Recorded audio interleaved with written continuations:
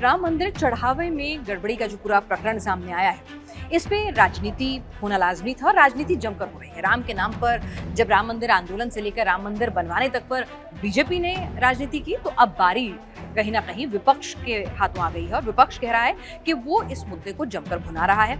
सड़क से लेकर सोशल मीडिया तक हर जगह इस मुद्दे पर एक नैरेटिव बिल्डिंग की कोशिश की जा रही है। तो आज हम इसी पर चर्चा करेंगे कि 27 के चुनाव में क्या ये जो मोमेंटम बनाया गया है कि भाई राम भक्त ही कहीं ना कहीं राम के चंदे में जो गड़बड़ी हुई है, चढ़ावे में जो चोरी हुई है, उसके लिए जिम्मेदार हैं। जो परसेप्शन बिल्डिंग करने की कोशिश की जा रही है, पॉलिटिकल डैमेज करने की जो कोशिश की जा रही है, कि अब उसमें अखिलेश यादव, राहुल गांधी, अरविंद केजरीवाल, तमाम विपक्ष और खासतौर से अखिलेश यादव क्या कामयाब हो पाएंगे? क्या जनता के अंदर वाकई में वो परसेप्शन दे पाएंगे कि सच्चे राम भक्त नहीं है ये लोग? इसी पर चर्चा करेंगे। हमारे साथ सर मौजूद हैं। सर, 27 का चुनाव नजदीक है और अखिलेश जी के हाथों तो जिसे कहते हैं ना, बिल्ली के भाग में छीका फूटा है। ठीक है, राम मंदिर वो भले ही ना गए हों, लेकिन उन्होंने इस मुद्दे को उठाया और क्रेडिट जाता है उनको, इसमें कोई दो राय नहीं है। निश्चित रूप से इसमें कोई दो राय नहीं कि जिस तरीके से राम मंदिर का मामला उठाया, अखिलेश यादव ने ट्वीट करके उस मामले को उठाया था। चुनाव भी बहुत दूर नहीं है, 8-10 महीने के अंदर उत्तर प्रदेश की विधानसभा चुनाव होना है। लेकिन मुझे लगता है कि अखिलेश यादव की पार्टी और अखिलेश यादव की जो राजनीति है, वो का उसका जो इतिहास है, वो राम मंदिर मुद्दे से मैच नहीं करता। अखिलेश यादव जिस समाजवादी पार्टी से आते हैं, उनके पिता मुलायम सिंह यादव ने कार से होकर गोली चलाई थी।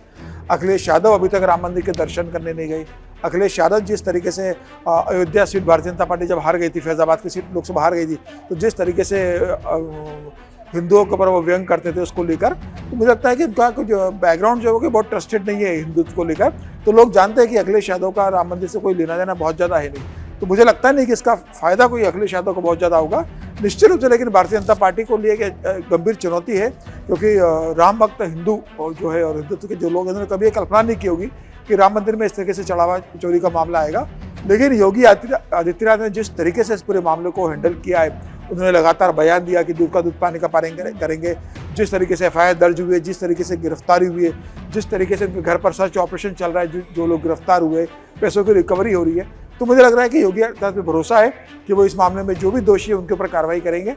तो मुझे लगता नहीं कि अखिलेश यादव को इसका कोई बड़ा राजनीतिक लाभ होने जा रहा है। लेकिन जिस तरह से हम देख रहे हैं कि अखिलेश यादव कह रहे हैं भाई, और ये सही भी है सर, कि अगर मैं राम मंदिर नहीं गई हूँ तो उसका मतलब ये थोड़ी है कि मैं राम मंदिर से जुड़े हुए अगर कोई गड़बड़ी है तो उसको सामने नहीं ला सकती हूँ, और इसका मतलब ये भी नहीं है कि मैं राम भक्त नहीं हूँ। ये कोई आप सर्टिफिकेशन नहीं दे सकते हैं। तो साफ कह रहे हैं कि भाई देखिए, हम तो सच्चे राम भक्त हैं, हम ही ने सारा का सारा सब कुछ उजागर किया है, और राम मंदिर ट्रस्ट जो था वो तो उसको रफा दफा करने की कोशिश कर रहा था। तो ये जनता के मन में आएगा कि हाँ भाई देखिए कि एक तरफ वो ट्रस्ट है जो इस मामले पर लीपापोती कर रहा था, SIT की फाइंडिंग्स में भी निकल कर आ रहा है। ठीक है कि भाई ठीक है, आपकी नीयत भले ही साफ हो, लेकिन जो आपने किया अपराध को छुपाने का काम, वो भी कम जुर्म नहीं है। नहीं, ये बात ठीक है कि अखिलेश यादव ने इस मामले को उठाया। अखिलेश यादव मंदिर नहीं गए, लेकिन मुद्दा उठा सकते, इसमें कोई दो राय नहीं। लेकिन आपके सामने कौन है? अखिलेश यादव के सामने क्या राम मंदिर है? अखिलेश यादव के सामने योगी आदित्यनाथ है। तो योगी आदित्यनाथ और अखिलेश यादव की तुलना होगी तो हिंदुत्व का जो व्यक्ति है, जो राम मंदिर से जुड़ा हुआ है, जो राम मंदिर से जुड़ा हुआ है, जो मंदिर बनने पे बहुत ज्यादा खुश हुआ था, वो तो योगी आदित्यनाथ को ही दिखेगा ना। वो इस बात को समझेगा कि भले ही ये वहाँ पर चंदा और चढ़ावा चोरी का मामला सामने आया है, लेकिन इस समस्या का समाधान किसके पास है? इसकी तह तक कौन जा सकता है? इसकी इंक्वायरी कर दोषी को सजा कौन दे सकता है? भविष्य में इस तरह की घटना न घटे, इसके यह कौन सुनिश्चित कर सकता है? तो यह तो योगी आदित्यनाथ ही करेंगे ना।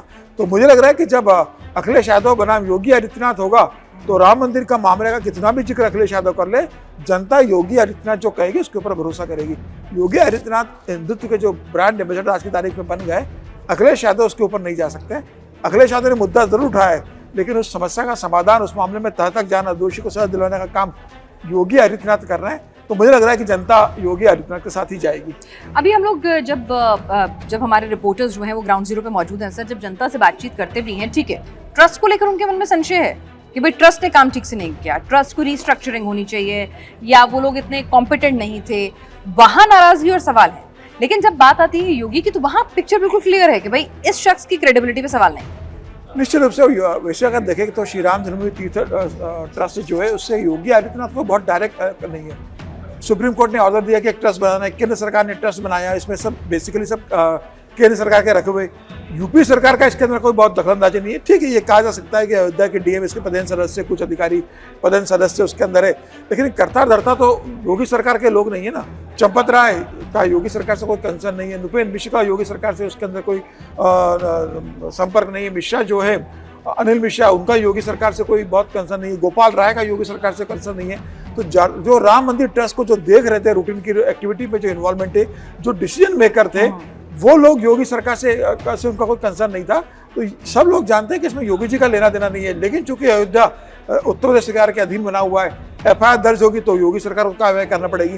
तो योगी जी ने वो काम किया, योगी जी के हाथ में जो था, उन्होंने तत्काल ट्रस्ट ने कहा, उन्होंने एसआईटी का गठन किया, रिपोर्ट आ गई, एफआईआर दर्ज हुई, गिरफ्तारी हो गई, अब छापे हो रहे हैं, रिकवरी हो रही है, सजा दिलाने का काम योगी आदित्यनाथ करेंगे। और योगी आदित्यनाथ ने लगातार इस बात को लेकर जो कहा है कि जो आरोपी होगा वो बचेगा नहीं, वो चाहे कितना भी छोटा हो, वो चाहे कितना भी प्रभावशाली व्यक्ति हो, और मैं इस मामले में दूध का दूध पानी का पानी करूंगा। तो मुझे लग रहा है कि अयोध्या की जनता और पूरे हिंदुस्तान की जनता योगी आदित्यनाथ पे भरोसा करती है, और योगी आदित्यनाथ भी इसके लिए जाने जाते हैं।